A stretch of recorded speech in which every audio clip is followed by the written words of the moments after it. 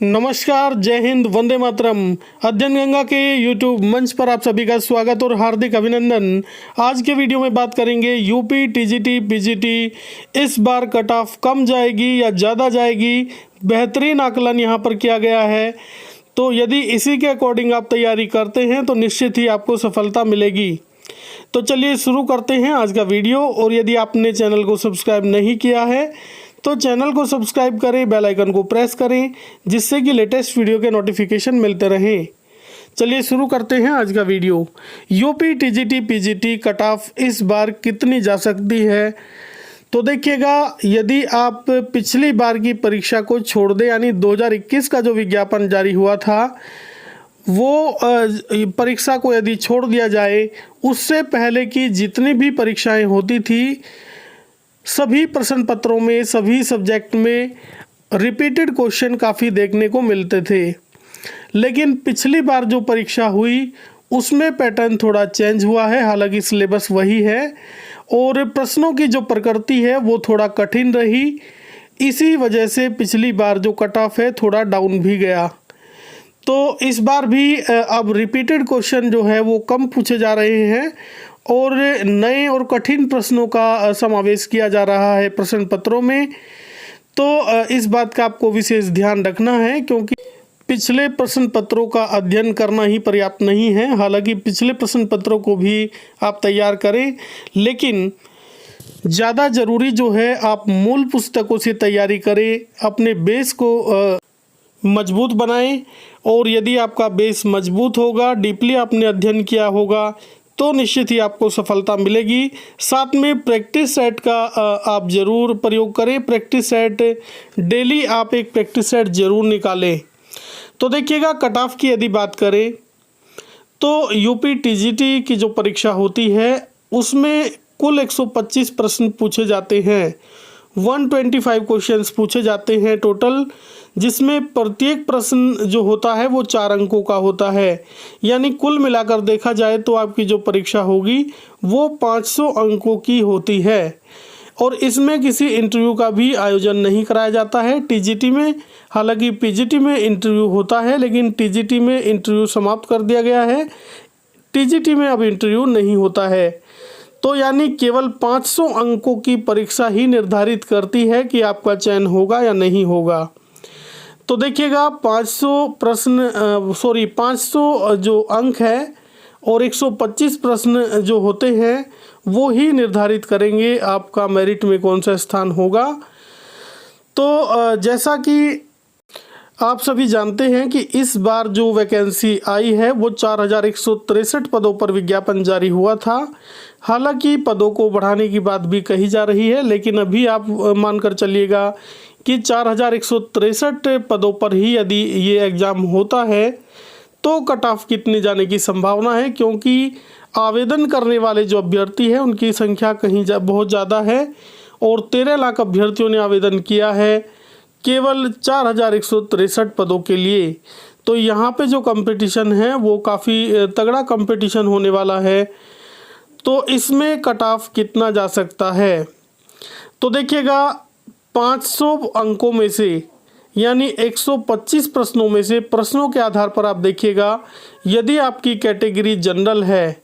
और एक बात और आपको बता दूं कि सभी विषयों का जो कट ऑफ होता है वो अलग अलग होता है, लेकिन यहाँ आपको ओवरऑल एक थोड़ा ये संकेत दिया जा रहा है कि लगभग इतना कट ऑफ जा सकता है, एक आइडिया, जिससे कि आप अपनी तैयारी कर सके, तैयारी को बूस्ट कर सके। यदि आपको ये लगता है कि तैयारी में अभी कमी है तो तैयारी को और बढ़ा दें, और यदि आपको लगता है कि तैयारी के आप नज़दीक हैं तो प्रैक्टिस अपनी बढ़ा दीजिएगा, प्रैक्टिस आप अपनी करते जाइएगा।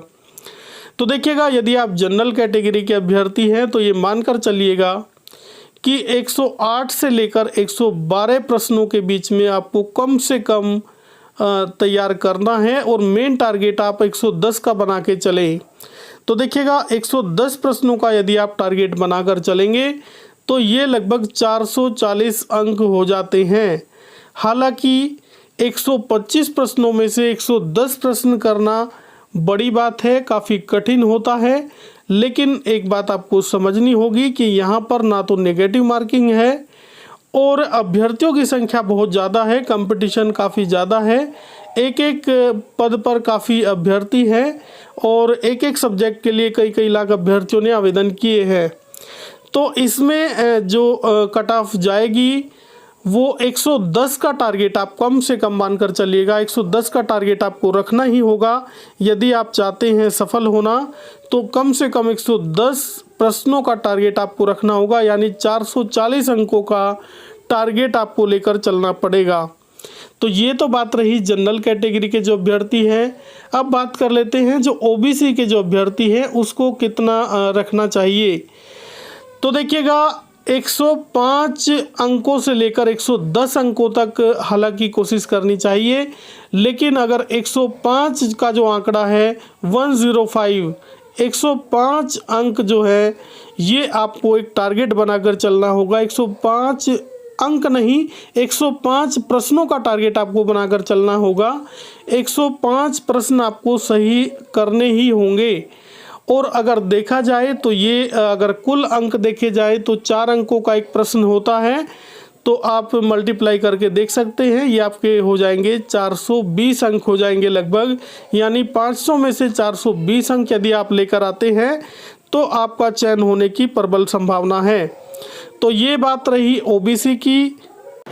इसके बाद में जो एससी और एसटी के जो अभ्यर्थी हैं वो 95 से लेकर और 100 तक, देखिएगा 95 से लेकर 100 प्रश्नों तक उनको सही हल करने होंगे, यानी 100 का टारगेट आपको बनाकर चलना है। अगर 100 का टारगेट आप लेते हैं तो मानकर चलिएगा कि ये लगभग 400 अंक हो जाते हैं।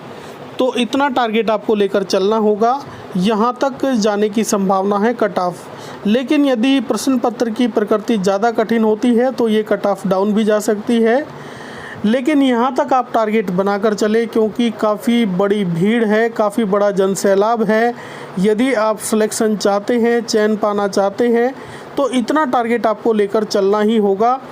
और पहले भी बहुत सारी भर्तियों में आपने देखा होगा 110-12 प्रश्नों तक मेरिट गई है, कई बार गई है, तो आपको इतना टारगेट लेकर चलना होगा। तो यहाँ पे कट ऑफ काफ़ी हाई जाती है टीजीटी पीजीटी में। तो ये जो आकलन आपको बताया गया इसी के अकॉर्डिंग यदि आप तैयारी करें तो संभावना है कि आपका चयन होगा और निश्चित ही आप सफल होंगे। और इस बात का आप विशेष ध्यान रखें कि जो आपकी अध्ययन सामग्री है वो सटीक होनी चाहिए और सीमित होनी चाहिए। ऐसा नहीं है कि आप 10 पुस्तकों को पढ़ रहे हैं, आप 10 पुस्तक न पढ़ के एक पुस्तक को 10 बार पढ़ेंगे तो वो ज़्यादा फ़ायदे का होगा। लेकिन पुस्तक सही हो, प्रामाणिक हो और आपके सिलेबस के अकॉर्डिंग ही आपको तैयारी करनी है, पॉइंट टू पॉइंट तैयारी करनी है। सबसे पहला काम आपका यही है कि अपने सिलेबस को आप कंठस्थ कर लीजिएगा। सिलेबस के एक एक टॉपिक को आपको पता होना चाहिए और उस टॉपिक के अकॉर्डिंग ही आपको तैयारी करनी है, जिससे कोई भटकाव की स्थिति न हो।